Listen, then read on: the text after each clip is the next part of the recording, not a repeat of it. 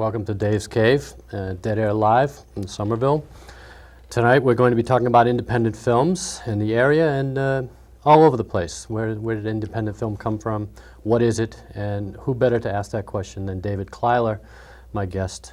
David Kleiler is the director of Local Sightings. And good evening, David. Welcome back to Somerville. And, hi, Dave.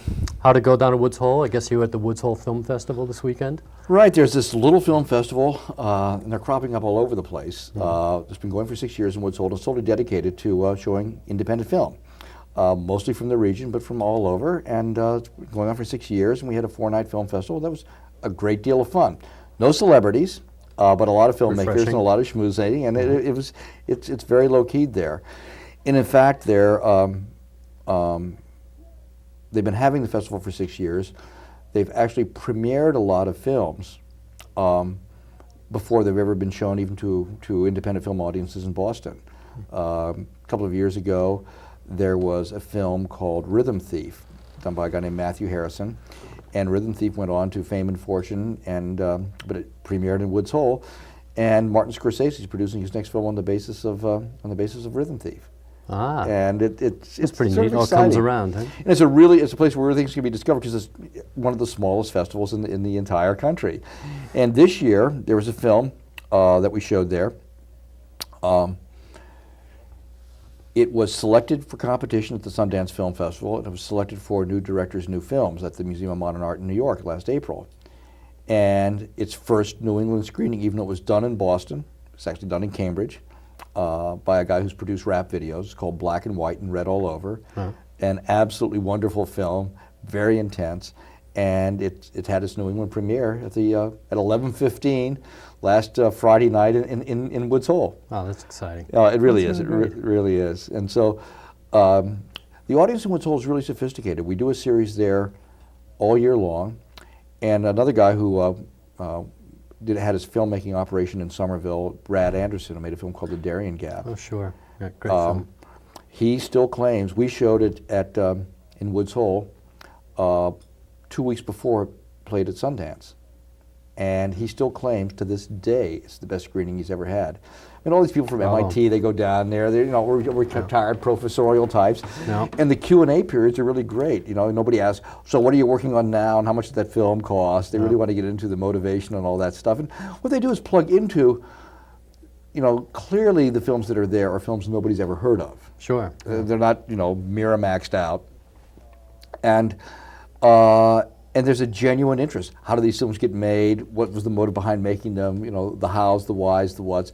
And so it's a really receptive audience for this kind of thing. And even though that means we're not dealing with stars, we're not dealing with mega budget pictures, and we're not dealing with anything anybody's heard of. And there's a real sense of, well, let's just give this a try. Sure, that's refreshing. It's not jaded yet. Yeah, not yet, no. Yeah. And there's so much independent filmmaking activity going on these days that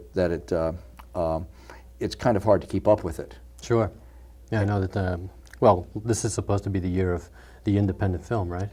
I mean, all the that's what they say. nominations and Oscars that won for independent, so-called independent films. Right. Well, that's just, the whole issue of independent film. I mean, for me, an independent film is one that is idiosyncratic, both in form and in subject matter. What this year's celebration of independent really was that smaller distributors had their films recognized. They didn't come out of the studio system. Right. And on the one hand, it's a good thing, but of the 5 nominated films, only one was studio released. That was Jerry Maguire. But really, English Patient could have been a studio film, if only it had bigger stars in it. Fargo was basically a better remake, a good remake of Blood Simple, the first film the Coen brothers did. Right, yeah. And the company that produced the film has all its money in Europe. It's like the equivalent of a European company of a Hollywood studio. So that's really there. an independent film. No, and you take a look at Shine, which has nice virtues, but it's no different than Columbia Pictures' Eddie Duchin story of 40 years ago, with Tyrone Power and Kim Novak. I mean, it just didn't have those stars in it. And so, but really the way they approached the subject was as sentimental as they did with a Hollywood biopic. And so, yeah, on the one hand, they were all good films, but I think more people are saying, oh my God, it's a great year for independents. This year at Sundance, where they only have room to show 40 to 50 films in competition, there were more than 10 times the number of submissions. A lot of them are good films, and most of them will never see a commercial screen. Yeah. Never. And there's an increase in independent film activity, but what gets called independent now are really films that are more like low-budget Hollywood films. Yeah. Just because, you know, a studio's not financing and they're still that. I mean, the only true independent film that was nominated this year was Mike Leigh's Secrets and Lies. Yeah. He's totally outside of any recognizable system. Right. And he's sort of like, he's the English equivalent of basically the man who's the founder of the American independent film movement, John Cassavetes, who works highly improvisation. He was very close with actors, themes that are very close to him personally. Yeah. And the whole way he goes about making the film is utterly unknown in any studio system. But at this point, when you have Miramax, the Miramax people mass distributing, I mean, Scream made over $100 million. It doesn't mean it's a bad film. I mean, it's, you know, because it made $100 million, it was a good film, in fact. But it's independent by the economics of it only. It has nothing to do with the sensibility that's there. Sure. And they're still applying certain formulas that are going to work and get them distribution and sure. And money, of course.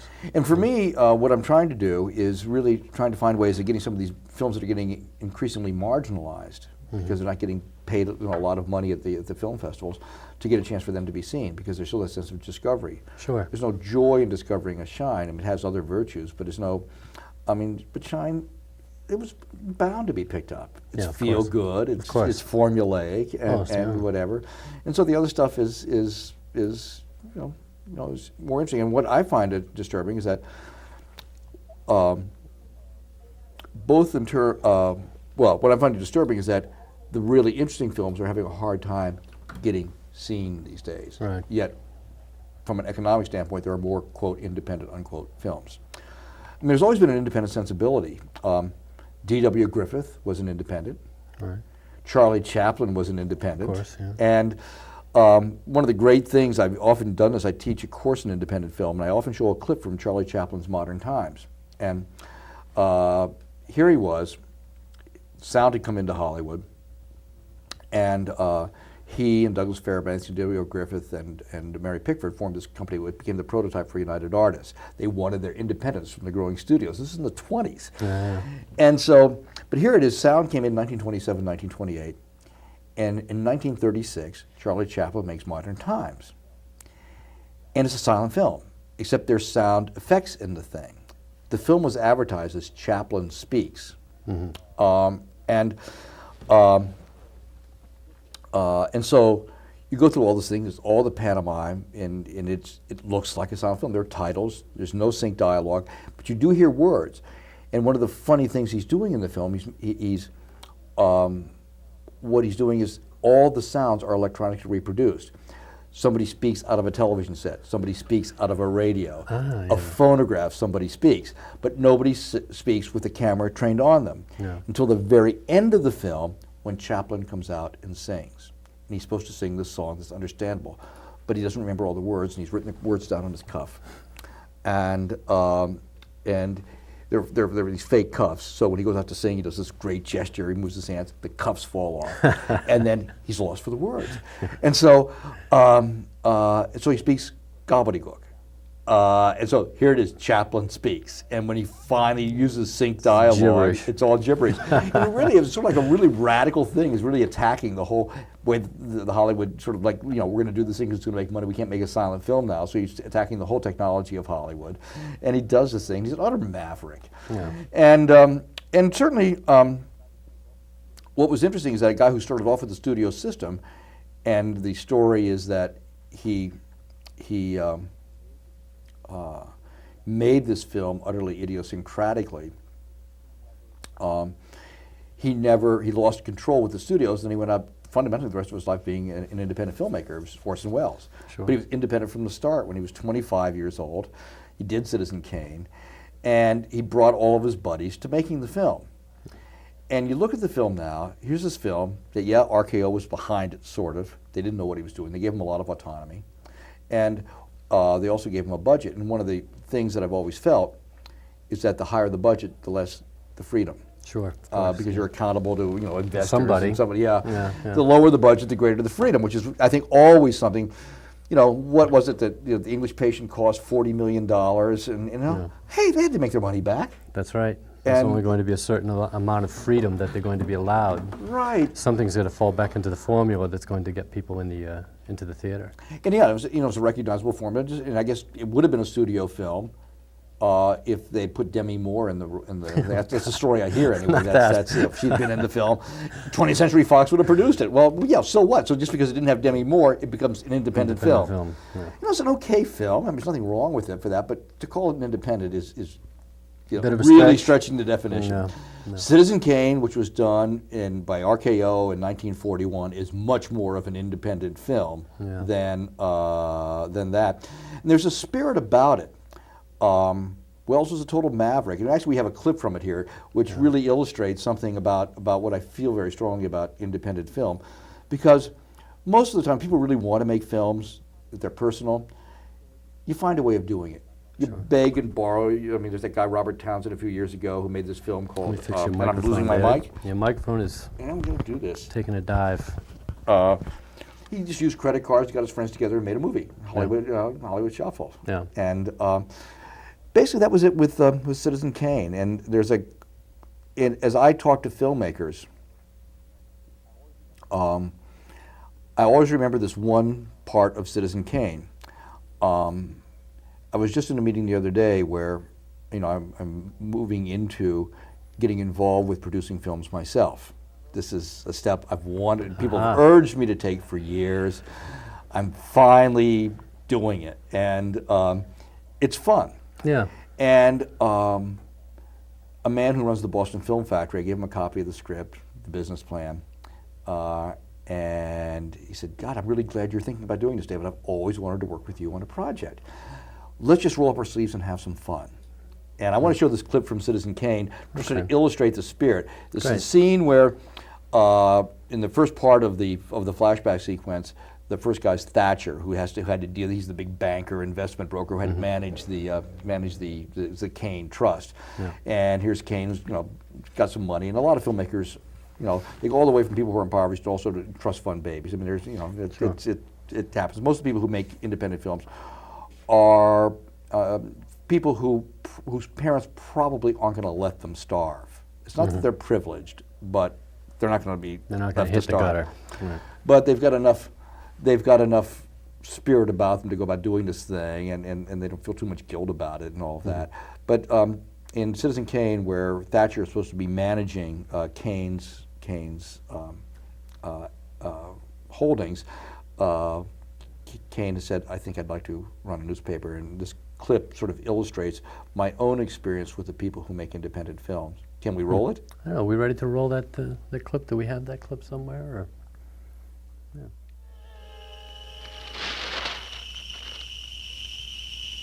Well, Charles, Merry Christmas. Merry Christmas. And a Happy New Year. In closing, may I again remind you that your 25th birthday, which is now approaching, marks your complete independence from the firm of Thatcher and Company, as well as the assumption by you of full responsibility for the world's 6th largest private fortune. Have you got that? The world's 6th largest private fortune. Yes. Charles, I don't think you quite realize the full importance of the position you are to occupy in the world. I am therefore enclosing for your consideration a complete list of your holdings, extensively cross-indexed. Dear Mr. Thatcher. It's from Mr. Kane. Go on. Sorry, but I'm not interested in gold mines, oil wells, shipping, or real estate. Not interested, One item on your list intrigues me, the New York Inquirer. A little newspaper I understand we acquired in a foreclosure proceeding. Please don't sell it. I'm coming back to America to take charge. I think it would be fun to run a newspaper. I think it would be fun to run a newspaper.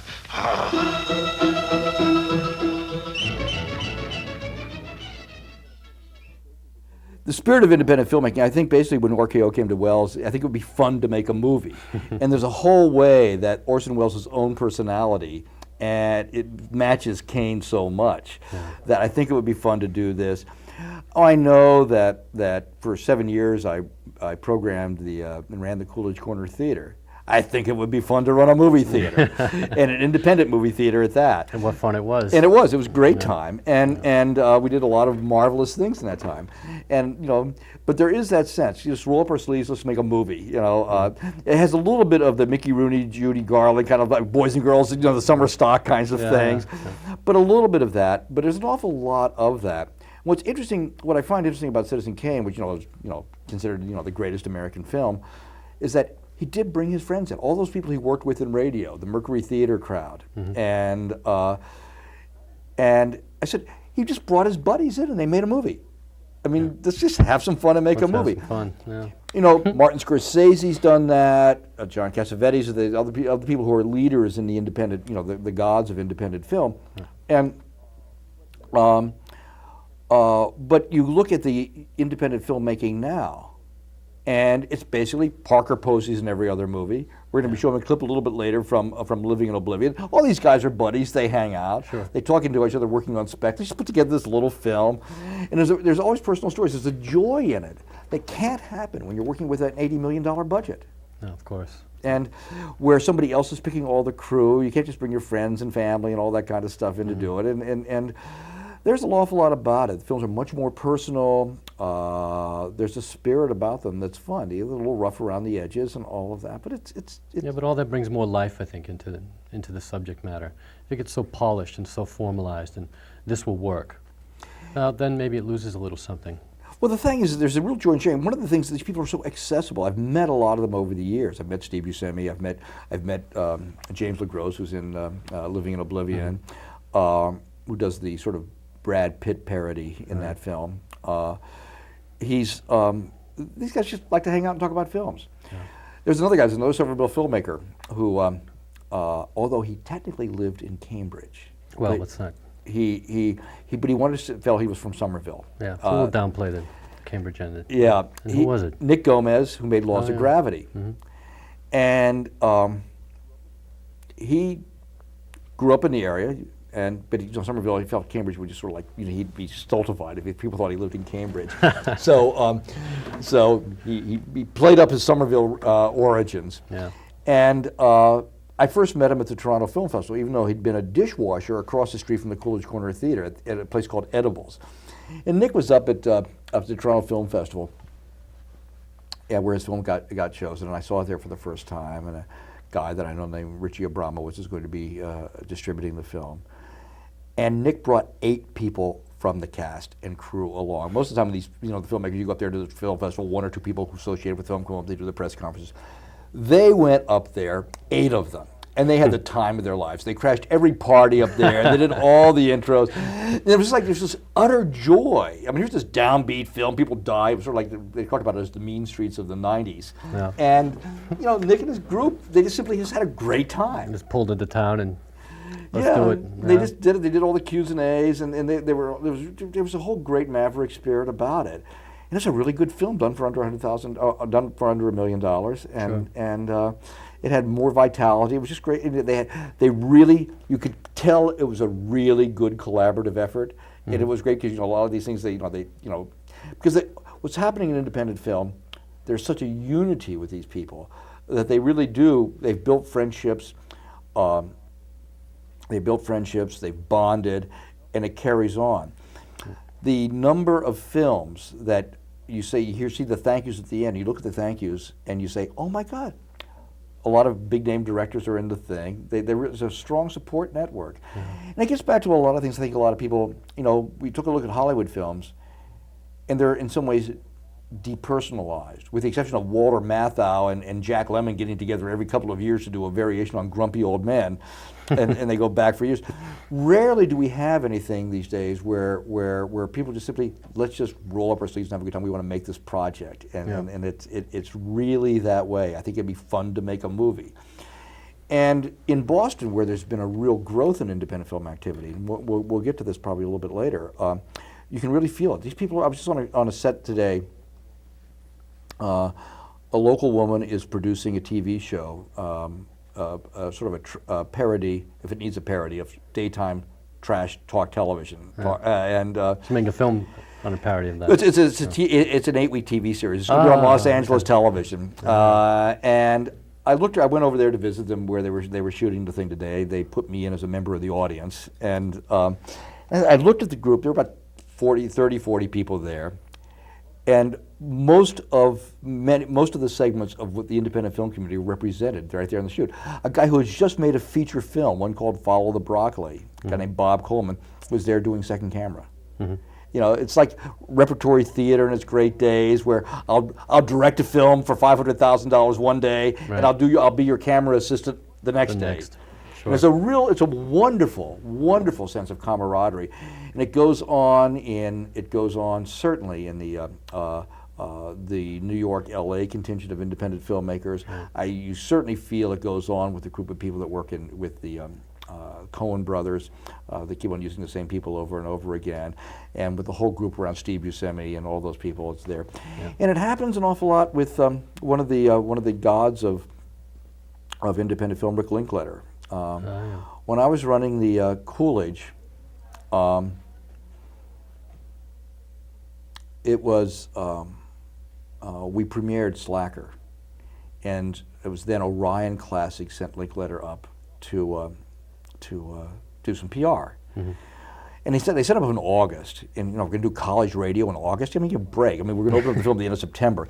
But he came up, and so we got the chance to hang out for a couple of days. My son's vaguely involved with film. He was here, and we did this, and I set him up with some press interviews, but we couldn't do the college stuff. So he came back again in September before we did it. So I had a chance to actually hang out with him for 4 days. And here's this guy who never went to film school. Again, let's just make a movie. Yeah. We don't have to do theory of film. We're going to make a movie. Just make the movie, see what happens. And he rounded up all his friends in Austin. I mean, here's this guy who worked on an oil rig for a few years, made a ton of money, then just spent a couple of years doing nothing but seeing movies and reading books. And then he went wandering around the country doing sort of like, I'm going to hang out in bars and coffee houses and just writing down bits of dialogue. And he went back and made Slacker based on these observations. And he just rounded up his friends. He made it in Austin, Texas, a place that he knows. He made it for $25,000. And it was shot in 16 millimeter. And this legendary guy, John Pearson, ended up liking the film and sold it to Orion Classics, which is now Sony Pictures Classics. And but it was just kind of like a great fun thing, and utterly without pretense. These guys are so approachable. Here's this guy who can talk to he can, on the one hand, talk about the most esoteric experimental film you ever would have heard of. On the other hand, he and the critic Paul Sherman, who writes for the Boston Herald, he lives in Somerville too. I went out to lunch with them one day, and they were doing Jerry Lewis trivia. I mean, like, oh my God. And what you find with the independent filmmakers is a love of movies. A lot of people talk about younger people not having a sense of history anymore. They don't care, all that kind of stuff. History is what you have for breakfast. It's with the filmmakers in the independent film community. They love everything, all the way from some Japanese animation stuff to 1920 obscure 1920 films, and they know it and they just thrive on it. There's real enthusiasm, and. One of the clip that we have is from the opening scene of Slacker, and Slacker's an incredible film because I think a lot of what goes about independent film, the motive, it's not like, I mean, there are some people who go to see films and they go see the big commercial films. I could do that better. A lot of the people I know, they want to do something that's not like what anybody else has done before. There's a real desire to do something different. And it's interesting because you go to art galleries and you see students sort of painting, copying the masters and stuff like that, Le Viva style of their own. Here's Linklater really doing something that nobody else had done before, and he makes the film blatantly plotless, and it goes like all of his films. He's done 4 films. They've all worked within a 24-hour time frame. Suburbia. Before Sunrise, Dazed and Confused, they all work that 24-hour kind of thing. We're in a single location. He's marvelous with dialogue, and he brings an energy to it. Even though he's Texas laconic, he brings an energy to it that I think is really represented well in this clip from Slacker, where it's the director himself. It's sort of like the way that Wells announces himself in terms of making Citizen Kane by saying, "I think it would be fun to run a newspaper, substitute." Make a movie. The Linklater's sort of announcing himself in this opening monologue. Can we run the clip to that? we ready for that? Or? He's driving in town, and he's hitching a cab ride.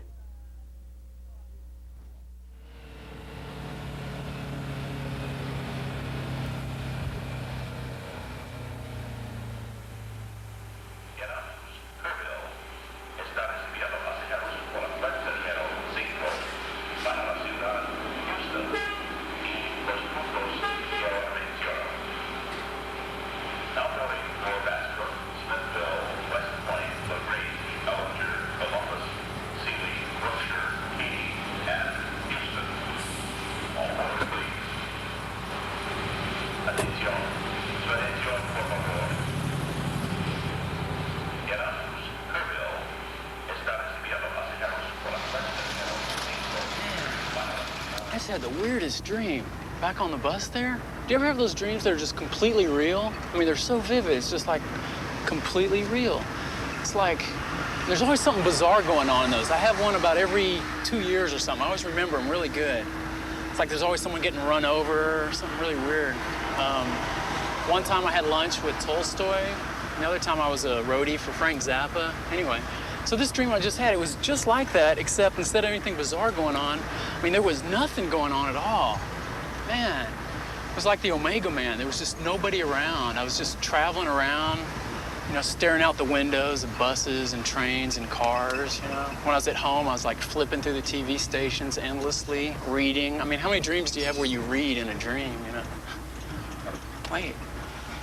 Man, there was this book I just read on the well, you know, it was my dream, so I guess I wrote it or something. But, man, it was bizarre. It was like the premise for this whole book was that every thought you have creates its own reality. You know, it's like every choice or decision you make, the thing you choose not to do fractions off and becomes its own reality, you know, and just goes on from there forever. I mean, it's like, you know, in The Wizard of Oz, when Dorothy meets the Scarecrow and they do that little dance at that crossroads and they think about going all those directions, then they end up going in that one direction. I mean, all those other directions, just because they thought about it, became separate realities. I mean, they just went on from there and lived the rest of their life, you know, just, I mean, entirely different movies, but we'll never see it because, you know, we're kind of trapped in this one reality restriction type of thing, you know.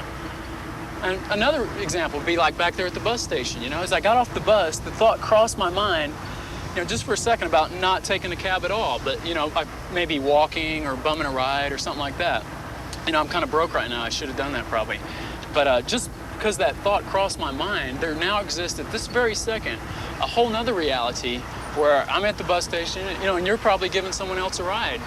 You know, I mean, and that reality thinks of itself as this. It thinks of itself as the only reality. You know, I mean, at this very second, I'm in that. I'm back at the bus station, just hanging out. You know, probably thumbing through a paper. You know, probably going up to a payphone. You know, say this beautiful woman just comes up to me, just starts talking to me. You know, she ends up offering me a ride. You know, we're hitting it off. Go play a little pinball. And we go back to her apartment, and she has this great apartment, you know, I move in with her, you know? And see, if I say I have a dream some night that I'm with some strange woman I've never met, or I'm, you know, living at some place I've never seen before, see, that's just a momentary glimpse into this other reality that was all created back there at the bus station, you know? Shoot. And then, you know, I could have a dream from that reality into this one. That, like, this is my dream from that reality, you know. Of course, that's kind of like that dream I just, you know, had on the bus, you know, the whole cycle type of thing. Man, shit, I should have stayed at the bus station.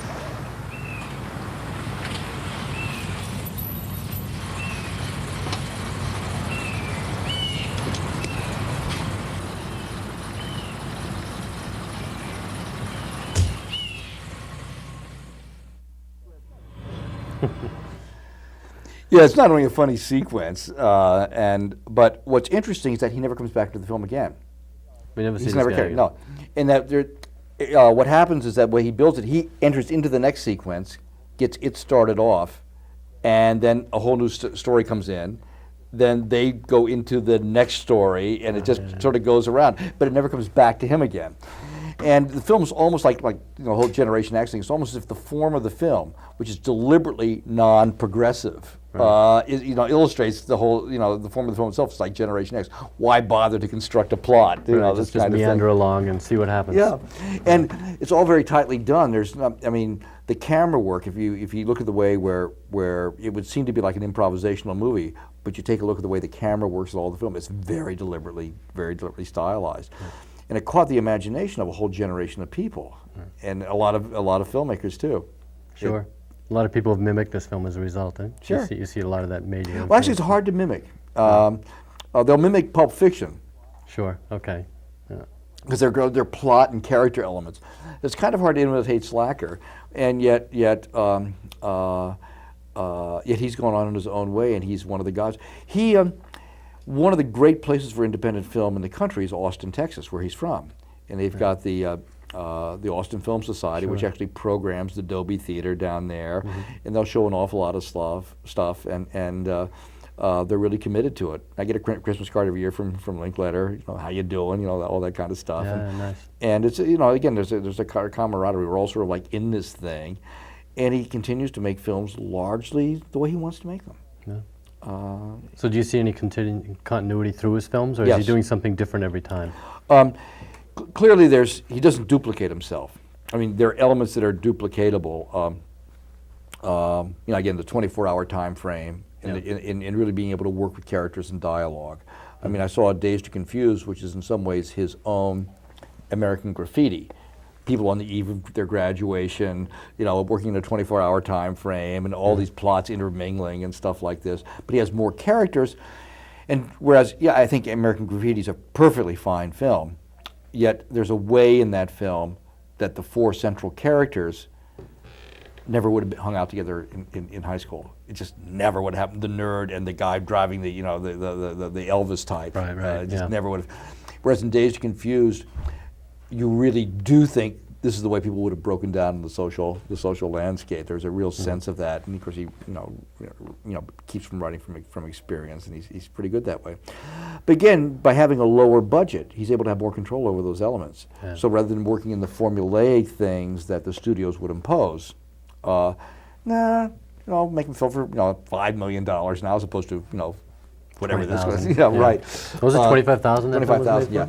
And you got to, what does that money mean? Because ultimately it did cost more to do that, because what's called post-production work does really cost an awful lot. But shooting it in 16 millimeter and getting a 16 millimeter print of the film that is showable, it may not be showable for film festivals, but it is showable, is still possible. Yeah. There's a film that I saw yesterday that's going to be in New York in September at the Independent Feature Film Market. It was done for $6,000, 90-minute film. Terrific. Shot on 16? Or? Shot at 16. Yeah. I've always loved the look of 16 millimeter film. I just think it's great. It's got a little bit of grit to it, a nice little edge. Sure. And keeps you on your seat, keeps you on the edge of your seat. I think just the look itself, the impact that 16 has for me is, and it's not lush. No. It's much more real life to me. It's more like a documentary type of feel. Well, this is always one of the things that there's so much interesting that's going on there, and I really feel badly about the films that just don't get a chance to be seen. My background, I'm an old tenured college professor, and I did doctoral work at New York University, and my period of expertise is German Expressionism.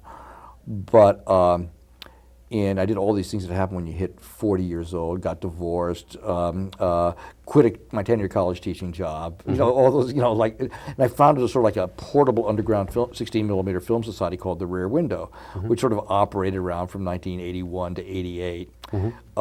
And then, but I showcased regional independent films. I started a trademark series called The Festival of the Bizarre and the Insane, and these things, and people will go out.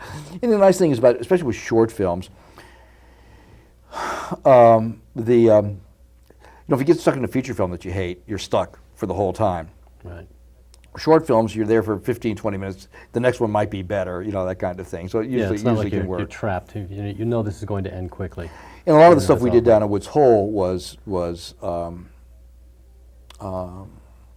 we did a lot of packages of shorts. We showed a few features, but still just an awful lot of packages of shorts, and including a lot of films that were shown in competition at Sundance Film Festival, which is great fun. Yeah. And again, the short film format is also something where you can see talent on its way. Then I ran that from 1981 to 88 and really got to know the film community. Then I was asked by someone to take on the battle to save the Coolidge Corner Theater. And one of the reasons, you're saying, gee, how was Woods Hole? I'm always nostalgic about it because right across the street from the place where we showed the movies, I made the decision to take on the battle to save the Coolidge. That's all right. The Coolidge was Right going to there. be turned into a shopping mall Right. by the guy who turned for those of you who remember the old Exeter Theater Sure. into, Conrad's, then Waterstones. And he was going to do the same thing to the Coolidge. And somebody asked me, what are you going to do about to save the Coolidge? I said, nothing, it can't be done. And he said, well, you ought to give it a try. And no. I said, you don't know I can pull it off. I said, no. But I did it. Made the decision in Woods Hole. Yeah. And so that's why I've always had this great nostalgia for it. And then, again, when I'd go off to festivals, I'd see the films that would get distribution, and that was fine, but I was still seeing so many good films that weren't getting distribution, that people really ought to find out about. So then in 4 years ago, a little over 4 years ago, two people who were then Somerville residents. I know I'm on Access Cable now, I've seen but it's true. I mean, there's this whole serendipity about Somerville. It's great.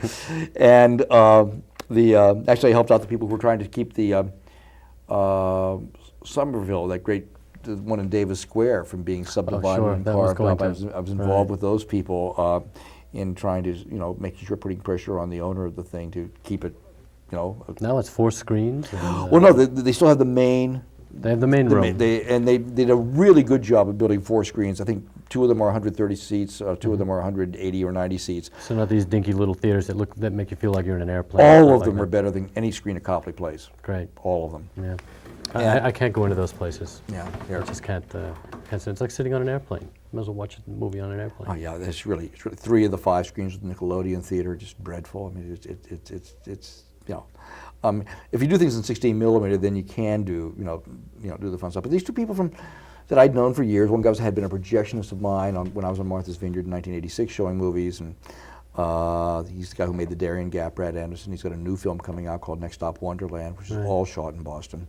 And the woman, Lisa Faircloth, who was the protege of the guy whose films I showed first in my old Rear Window days. In fact, she was at the shoot I was at today. But Brad and Lisa came to me about 4 years ago and said, David, you're really committed to independent film, regionally produced independent film. Why don't we just do it on a regular basis?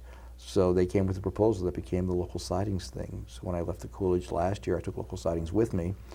And now I'm showing films in about 10 or 12 locations around eastern New England, southeastern New England. Yeah. So you're getting out of the state as well. I think Jack Powers was telling me you did something in Rhode Island. Oh yeah, I've got a series down there. The Providence Film Commission, that mayor down there, is trying to do everything he can to lure stuff down there. To lure anything to Whether it's the Patriots or Yeah. film, independent film, I mean anything. Yeah. But I've gotten to know the people down there, and there's this great little space called the AS220 where they actually ran a 6-day independent film festival. Nice. And I helped them in the planning of it. I was their keynote speaker. And then I had a night of my own to program with. I could do all stuff from Massachusetts down there, and it was great fun. And again, really receptive audience. There is an audience for it. We're not just, there still are people who will go out to see things that they haven't heard of. It's in the increasing homogenization of the world. Yeah, it's nice to get out and actually see something else besides what the program is showing. Yeah. Yeah, it's loads of fun to do that. In many ways, it's like a sense of a mission. There are things, you can make choices. You don't have to choose the things that are being the most aggressively marketed. Right. And there's still a chance of discovering something you haven't heard of. And as long as people are willing to entertain that possibility, I mean, it's hard when you have kids and they want to be responding to the stuff they see TV ads for. Right, like you buy toys at McDonald's and Burger King and stuff like that. But yeah, it's nice to have the venues where you can go out and see things that you're not going to see anywhere else. Yeah, because I work in venues. I work in coffee houses and art centers, but I also have a series at the Kendall Square. So Oh, you're doing something there. yeah. Huh? I showed Brad Anderson's film Darien Gap there last winter, and I have a good relationship with the people who programmed that. And it's, it's a national chain. Sure. Yeah. And what I try to do with filmmakers, especially the local ones, if they don't get picked up for distribution for whatever reasons, if they're good films, I'll get them in a limited engagement at the Kendall Square Theater. Terrific. Oh, that's and under great. the local sightings banner. I like the people. They're really the people who run. Unlike most chain theaters, where nobody. I mean, it's like Hollywood executives. They don't really see films. They don't care about them. No. They've got big marketing departments that tell them what they ought to be having. The people who run the Kendall Square Theater are people who are passionate about film, and they have all those responsibilities of a publicly held corporate company. But they love film, and I know them. I mean, they'll sit around and talk all night about film the way independent filmmakers will. Yeah. And so what we've tried to do is work out a situation where some of the films can be shown there for a limited period of time. I did a lot of business when I did Darien Gap there. I think I did 3 shows only of Darien Gap there, like at 7:30 on a Thursday night and noon on a Saturday and Sunday. That was $3,000 business just for Wow. that. That's incredible. That's amazing. That was a great film.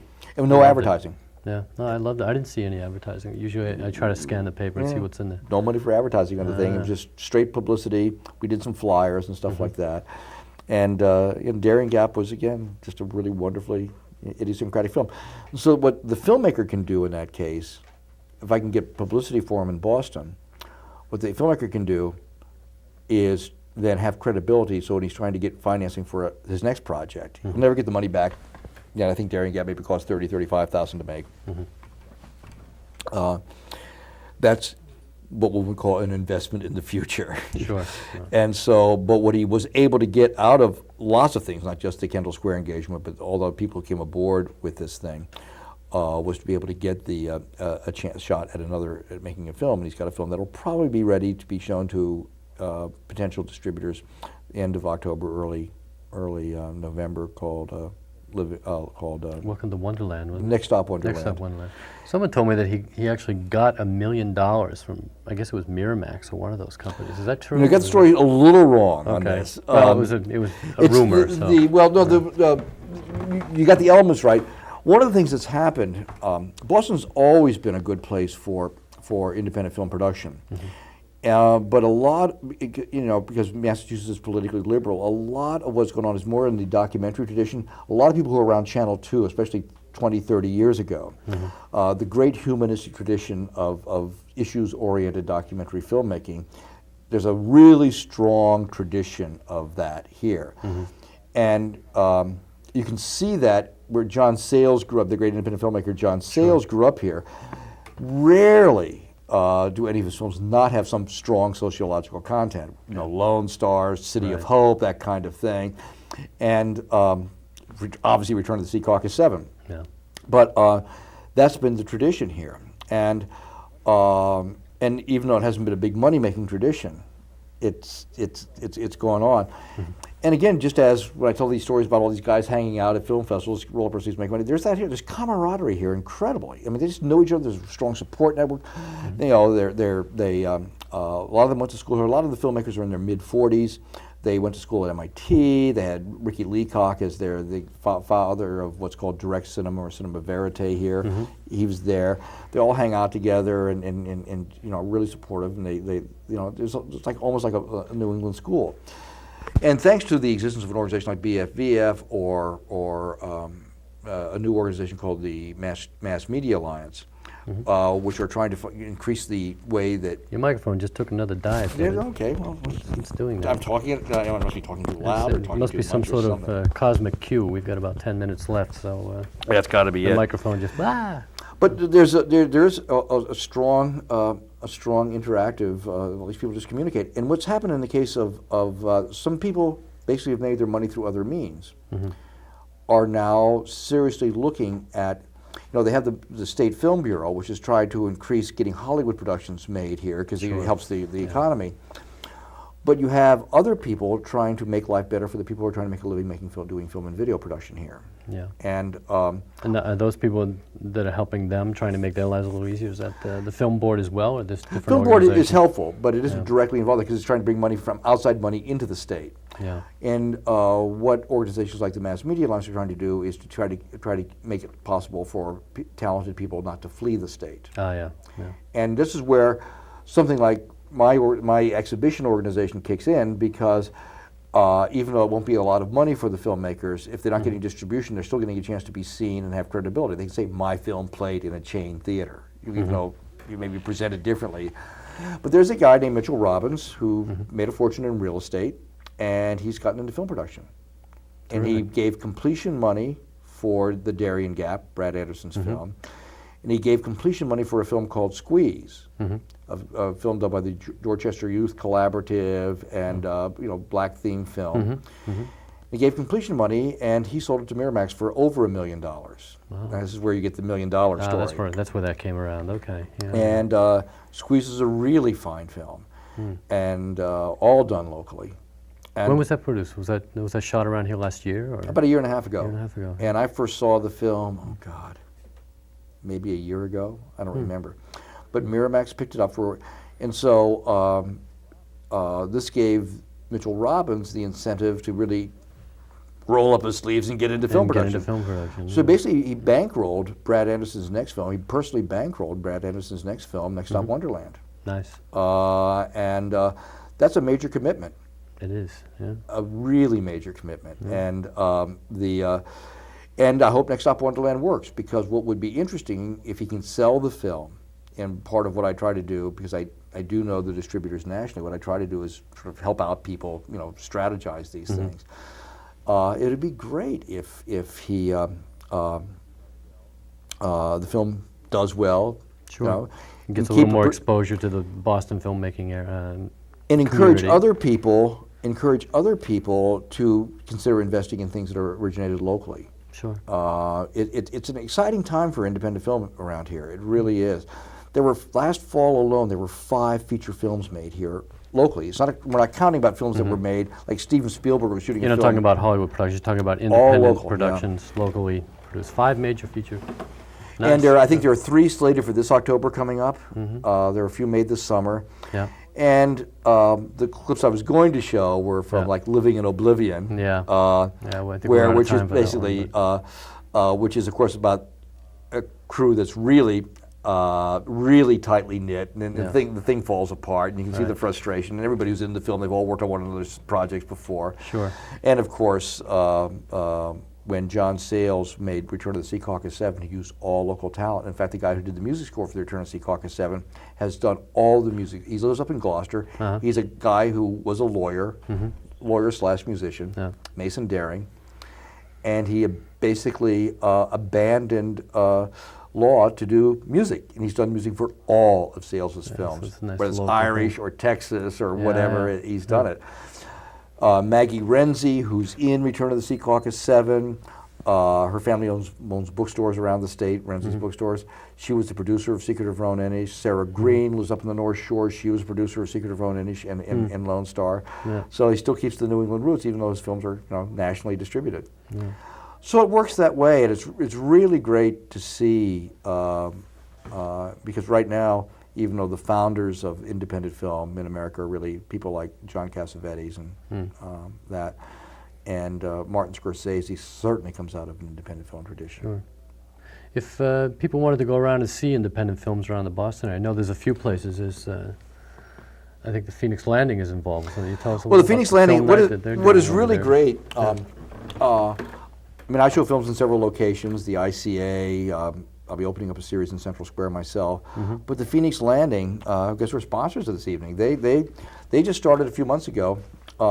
Monday night is like a film equivalent of open mic night. Independent films can be seen there. Admission is free, and they're non-curated shows, but it's really great. It's a place where you can bring friends and family and have a few drinks and have your film shown. And people like me will drift by from time to time, and where I'll be looking for films to put into a series, something like that. So it's really great exposure. And for a lot of filmmakers, I mean, the key thing is if you go to a film school, let's say, and you screen your film to fellow students, you have a built-in support group. Right. What's really great by going to these venues like the Phoenix Landing, for example, where you're mixed with other people. So it's not people who know you already From that are all walks responding of to your life, film. for all intensive.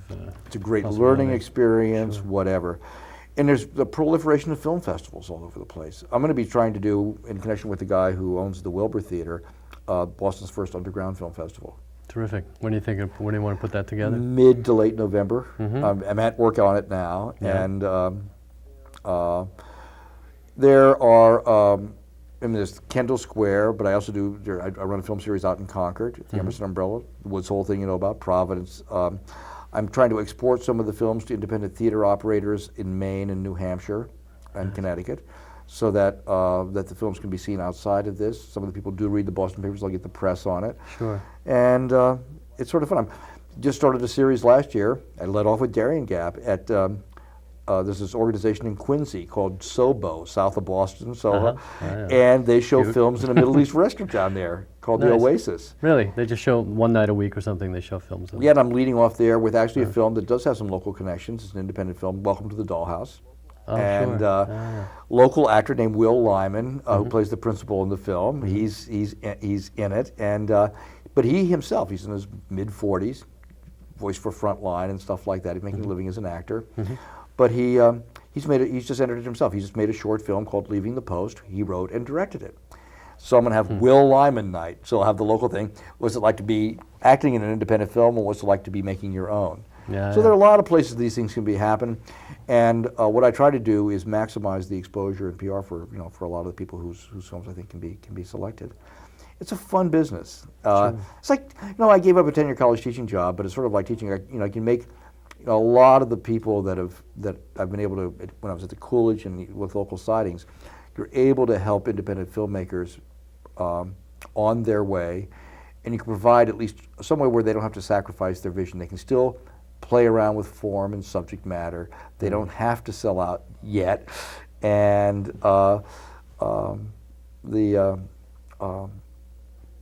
and there's a lot of satisfaction. A lot of the people that I've known over the years, I can say, gee, I knew them when. Yeah. And occasionally they get back to their... Every now and then they come back around, or you get a Christmas card from them. Or I get like from a lake letter or something like that.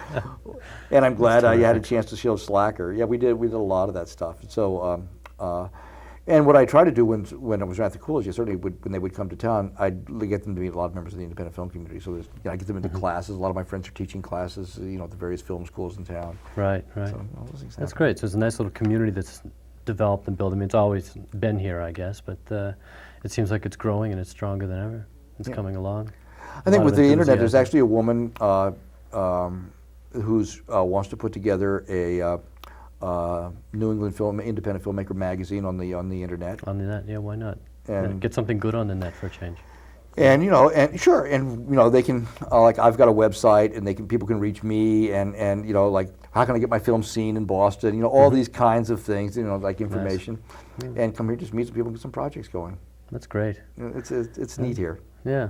Well, we look forward to seeing more of the independent films coming around, and thanks again for coming on to the show. And Oh, my pleasure. yeah, it's always a pleasure to see you and talk with you, and let you talk about film and all the experiences. And it's too bad we didn't get to see that other clip from, what was it, Living in Oblivion, yeah. which was a hysterical film. Oh, it is. I It's a love that really movie. funny film. Yeah, I loved it. And Steve Buscemi, who's doing all these things. But I met him a few years ago, and he had made a movie called, I think, Red Sundown with Sean Connery. Oh, I don't remember hearing or seeing about that. But Yeah, it was a big deal film. He had a small role in it. And he told me point blank, he made more money for his small part in that film than he had his last 6 independent features. Really, it's amazing, isn't it? And he's made some good. Trees Lounge was pretty good. He I directed didn't that. see That it. was his I first didn't- That was directorial. first directing. Yeah. I actually met him when he made a short film Yeah. with Seymour Cassell, who he had done In the Soup with, and homage to Jean Cassavetes, that kind of thing. And then he went ahead and made a short film, and Great. That's when I met him. Great. Well, I think what time is up. Somebody over there is going like this. So This is it, huh? I guess this is it. So thanks everybody for watching. And this has been Dead Air Live, Dave's Cave, with my guest David Kleiler from Local Sightings. And we hope you enjoyed the show, and we see you again next time. Good night. Yeah, thank you.